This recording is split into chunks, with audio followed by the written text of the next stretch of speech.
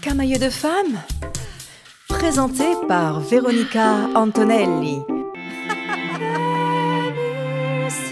Alors, on vient en train de montrer là des images de, eh bien, du festival d'Angoudou de ce week-end à Paris 18. Ouais. Donc, on voit qu'il y avait beaucoup de monde, en fait. Hein, il y avait beaucoup de monde. Et en particulier à la table ronde, qui finalement a été très courte, parce qu'on avait bien envie que ça continue plus longtemps.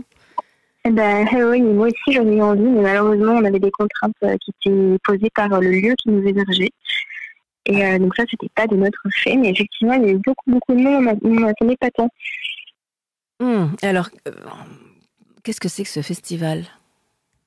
Qu'est-ce que c'est que ce festival ? Eh bien, c'est un festival qu'on va organiser en 3 semaines avec 3 amis, principalement, et qui a été monté en réaction à l'affaire Bastien-Vivès et à l'édition 2023 du Festival d'Angoulême, qui est le Festival international de bande dessinée, et qui avait choisi de mettre à l'honneur cet auteur de BD qui est Bastien-Vivès, en lui consacrant une exposition pour laquelle il y avait carte blanche et qui s'appelait Dans les yeux de Bastien-Vivès. Alors que c'est un auteur qui a publié des albums dans lesquels figurent des dessins de scènes pédocriminelles, donc, qui sont qualifiés de pédopornographie par la loi, mais notamment en scène des viols d'enfants, en plus d'avoir une manière de représenter les femmes, des décors extrêmement sexualisés, et de tenir des propos très violents à l'encontre de plusieurs personnes, notamment de la BDiste Emma, qui était présente à notre table ronde. Et beaucoup de personnes se sont élevées contre ce choix du festival de promouvoir cet auteur, Bastien-Vivès, parmi tous ces auteurs et les autrices de BD qu'ils auraient pu choisir de mettre en avant. Et du coup, nous, on s'est dit, puisque les institutions ne sont pas accueillantes pour les femmes, les minorités de genre et de manière générale, tout ça, quoi. Et donc, on va créer notre propre festival, donc une espèce de contre-soirée du Festival d'Angoulême. On n'est pas contre Angoulême fondamentalement, hein. Moi, j'aimerais bien un jour. Mais ouais, on s'est dit, autant créer notre propre espace dans lequel on met en avant des personnes qui sont pas celles qui sont habituellement promues par par Angoulême, et ça a plutôt bien marché. Oui, c'était très réussi, hein, franchement. Et puis, alors dans les débats, qui est-ce qu'il y avait ? C'est toi qui faisais le Joker, en fait, hein ? C'est moi qui faisais l'animatrice de table ronde, enfin la modératrice. Et alors, qu'est-ce que tu avais invité ? Alors, on avait 4 invités, ce qui était beaucoup pour un temps de table ronde assez court, mais encore une fois, c'était des contraintes qui étaient posées par le hasard ludique qui nous hébergeait. On avait d'abord la BDiste Emma, qui est connue pour ses BD féministes et anticapitalistes, et notamment pour avoir popularisé le concept de charge mentale.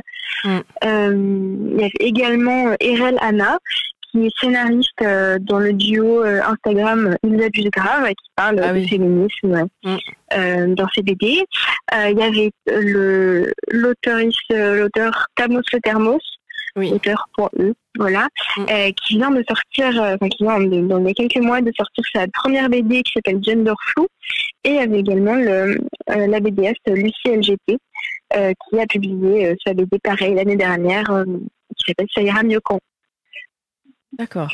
Et alors, voilà, mais beaucoup de gens. Oui, et alors, j'étais peut-être un petit peu naïve, mais assez surprise finalement de constater que quand on est femme et illustratrice, c'est encore plus compliqué. Ah ben ouais.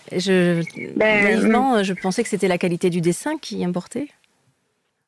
Et non, pas du tout. Non, vraiment le monde de la BD, le monde du dessin, le monde de l'art de manière générale n'est pas différent des autres milieux qui sont toujours sexistes et misogynes.